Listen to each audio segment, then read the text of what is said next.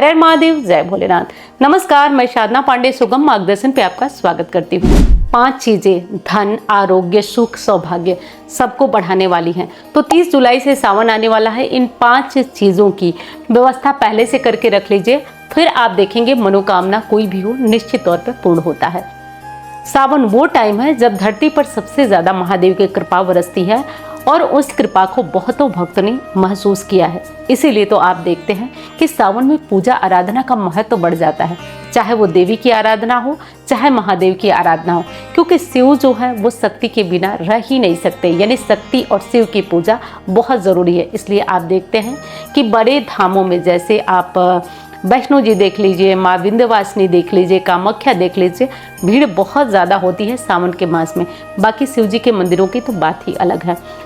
तो आज मैं बताने वाली हूँ वो 5 चीज़ें जो आपके सुख, सौभाग्य और आरोग्य और कोई मनोकामना होती है वो आपकी पूर्ण होगी। तो 5 चीज़ों की व्यवस्था आपको कैसे और किस प्रकार करना है वो मैं बताती हूँ। देखिए दोस्तों, मैं कई बार लाइव आई या ऐसे भी आपको बहुत सारी चीज़ें बताई, लेकिन आज की जो चीज़ बताने जा रहे हूँ वो मेरी खुद की बहुत ज़्यादा मानी हुई है। और सावन कोई भी हो, मतलब कोई साल का सावन हो, मैं बहुत दिनों से ये उपाय करती हूँ।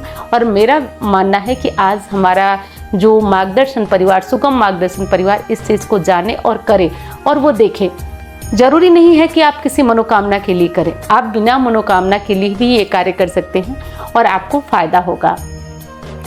पहली चीज़ कि यदि बेटियां हैं या बहुएं हैं जिनकी शादी नहीं हो रही, देखिए बड़े दिल से बता रही हूँ, आप लोग करिएगा, बहुत दिल से बता रही हूँ। देखिए बेटियों में तो आप जो बता रहे हो वो करिए, बहुओं में ये विशेष काम करता है। जैसे आपको लगता है ना, सारी माएँ जानती हैं कि हमारी बेटी कैसी है, वो जा कर के क्या करेगी।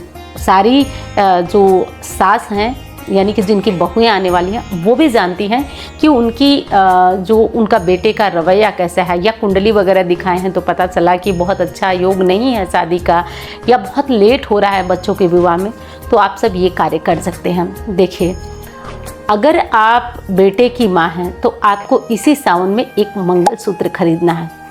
आप चाहें तो हीरे का खरीदिए, सोने का खरीदिए, ज़रूरी नहीं है कि बहुत बड़ा मंगलसूत्र हो, आप कोई छोटा मंगलसूत्र भी खरीद सकते हैं। लेकिन हाँ, वही मंगलसूत्र खरीदिएगा जो आप अपनी बहू को चढ़ाएंगी, उस बेटे के हाथ से गले में बहू के डलवाएंगी, वही मंगलसूत्र।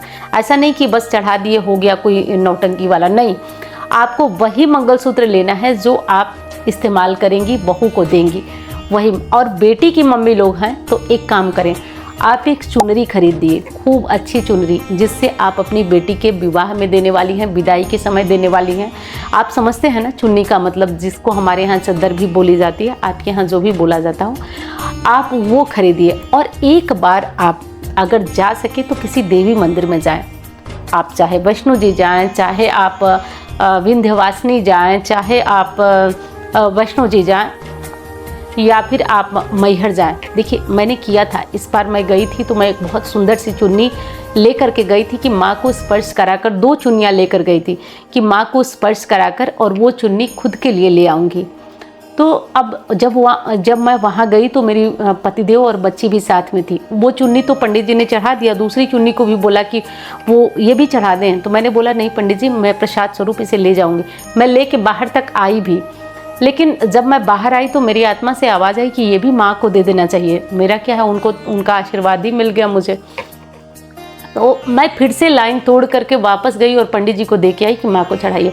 माँ को वो मेरे सामने ही चढ़ा दिए, माँ को उड़ा दिए, और ये मेरे लिए बहुत सौभाग्य की बात थी। तो ये मैं इसलिए बता रही हूँ कि ये ऐसा मैं सोची हूँ कि कभी अगर माँ के दरबार पहुँचूँगी और ऐसा हुआ तो मैं लेके आऊँगी अपने लिए, या बच्चों की शादी जब होगी तो भी मैं ये काम करूँगी, क्योंकि मेरा बहुत बहुत हार्दिक विश्वास है कि मैं अगर माँ के दरबार में मंगलसूत्र या फिर चुन्नी, देखिए मंगलसूत्र थोड़ा संभाल के ले जाइएगा, हाथों में ले जाइएगा, क्योंकि बहुत लोग ऐसे भी होते हैं ना कि उनको अगर पहले से पता चल जाए तो आपकी गर्दन उड़ा दें, तो बहुत संभाल के ले जाइएगा। और एक चुन्नी अपनी बेटी के लिए लेके जाइए, अपनी बेटी के लिए ले जाइए और वहाँ माँ से स्पर्श कराकर पंडित जी लोगों से, पुजारी जी लोगों से मांग लीजिए।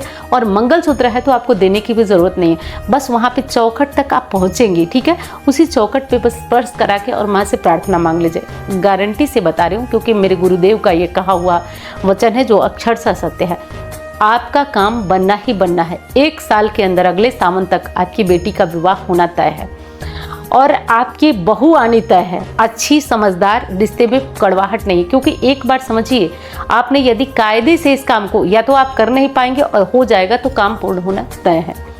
इस कार्य को करिए जो पहला कार्य है। अब दूसरा क्या करना है सावन के मास में, देखिए सावन के महीने में मैं हर सुहागिन महिला से कहूँगी कि आप एक कार्य करिए, आप माता पार्वती के लिए चुनरी ले आइए। चुनरी मतलब आप 10-20 रुपए की चुनरी ले सकते हैं। भगवान ने आपको सामर्थ्यवान बनाया है तो आप किसी मंदिर में जाकर के माँ का बढ़िया सा श्रृंगार करिए, उनको साड़ी पहनवा दीजिए, मतलब बढ़िया कोई भी साड़ी मंगवा लीजिए या जो भी साड़ी आप मंगवा सकते हैं, 16 श्रृंगार ले जाकर के माँ को अर्पित करिए। माँ को अर्पित कराइए, वहाँ पुजारी जी को दीजिए। अगर आपके यहाँ पहनाने की व्यवस्था है तो पंडित जी पुजारी जी उसको पहनाएंगे भी, माँ को पहना करके और आपको फ़ोटो भेजेंगे, जैसा आपके यहाँ व्यवस्था होती है। तो और 16 श्रृंगार आप ले जाइए। ये तो आप कर सकें तो ठीक है, नहीं करें तो कहीं भी शिव मंदिर में पार्वती जी होती हैं, किसी भी सोमवार को या कोई भी अन्य खास दिन हो तो आप कर सकते हैं। वहाँ पे आप 16 नहीं तो कुछ श्रृंगार की सामग्री ले जाएं। जैसे आप 10-20 रुपए की चुन्नी ले सकते हैं, सिंदूर, बिंदी, महावरी ले जाकर माता पार्वती को समर्पित करिएगा। इससे अखंड सौभाग्य बढ़ता है। दूसरा कार्य करना है। तीसरा, बहुत बार आपसे बताई हूँ कि एक डमरू ले लीजिए। एक डमरू ले लीजिए और सावन के किसी भी दिन, सोमवार को तो बहुत भीड़ रहती है, मंदिरों में चढ़ाना पॉसिबल नहीं होता है, लेकिन आप चाहें तो आप किसी भी नाग पंचमी को या कोई भी ऐसा सावन में दिन हो जिस दिन ले जाएं। अब चढ़ाना कैसे है, बहुत लोग क्या करते हैं शिवलिंग पे रख देते हैं। पिछली बार मैं बताई थी तो ऐसा नहीं, आप ले जाइए, डम डम डम डम बजाइए। हम लोग तो बहुत बजाए हैं क्योंकि हमारे बाहर मायके में शिवलिंग था एकदम दरवाजे के बाहर, और मैं भगवान की कृपा से पूजा करने का मतलब मेरी ही ड्यूटी थी तो मैं करती थी। और जब मैं घंटी बजाती थी तो बहुत डमरू बजाती थी, बहुत एक्सपीरियंस है। हालांकि वही डमरू हस्बैंड को दूंगी कि थोड़ा सा बजाइए इसको, तो उनसे नहीं बजता है, मुझसे डम डम डम डम बज जाता है। तो मैं ऐसे आप क्या करिएगा, ऐसे बजा के डमरू भगवान को सुना के, और हो सके तो आप वहाँ कहीं रख दीजिएगा, कोई आएगा जाएगा तो बजाएगा, या त्रिशूल में आप लटका दीजिएगा, और कोई मौली धागा वगैरह सब बांध दीजिएगा आपकी इच्छा पे, लेकिन चढ़ाइएगा। अब ये बात आपको बताती हूँ, कई बार आप लोगों ने भी सुना होगा, मैं ये बात बताती हूँ, ये बहुत ज़्यादा हद तक आपकी मनो, क्योंकि ये प्रिय चीज़ है ना, तो जब भगवान को उनकी प्रिय चीज़ चढ़ाते हैं तो आपको भी आपकी मनवांछित वस्तु की प्राप्ति भगवान करा देते हैं। करिए। और हाँ, वीडियो पसंद आ रही है तो लाइक करिएगा, चैनल को आपने सब्सक्राइब नहीं किया तो ज़रूर करिएगा। अगला कौन सी चीज़ है जो आप महादेव को चढ़ाएंगे। देखिए, यदि आपकी कुंडली में काल सर्प दोष हो या कुछ भी ऐसा हो, आप पूरे सावन मास में बता रही हूँ, जो 4 सोमवार हो रहे हैं, आप उसमें चांदी की या तांबे की नाग नागिन सुनार के दुकान पे मिल जाते हैं। आप विधिवत, अगर मंदिर में नहीं कर सकते हैं तो आप मंदिर के बाहर एक थाली में नाग नागिन को रखकर कच्चे दूध से अभिषेक करें, उनको अक्षत और रोली वगैरह चढ़ाएं, चढ़ा करके विशेष उनकी पूजा करें। विशेष पूजा करके और आप इन्हें ले जाकर किसी जल में प्रवाहित करें। ऐसा करने से आपकी इच्छा पूर्ण होती है और न काल सर्प दोष वगैरह, ये कोई भी कर सकता है क्योंकि महादेव को ये बहुत प्रिय हैं, गले में लटके रहते हैं इनके। तो ये करके आप जब प्रवाहित करते हैं, ये उपाय थोड़ा बड़ा है, नहीं कर पाएँ तो मत करिएगा, लेकिन करते हैं तो विशेष होता है। अब अगला और अंतिम उपाय जो आपको करना है, सावन प्रारंभ होने वाला है, 30 जुलाई से सावन लग रहा है। 30 जुलाई से पहले आपको कुछ विशेष चीज़ों का ध्यान रखना है। जैसे आप महादेव की पूजा के लिए सारी चीज़ें आप लाते हैं, करते हैं, अपने श्रृंगार के लिए सारी चीज़ें लाते हैं, करते हैं, परंतु सावन में एक और चीज़ है जिसका ध्यान रखिएगा। सावन में, पूरे सावन मास में यदि आप गौ माता के लिए कुछ निकालते हैं तो इसमें गौ माता में जो देवी देवता होते हैं उनका वास तो होता ही है, ग्रहों का भी निवास स्थान माना जाता है।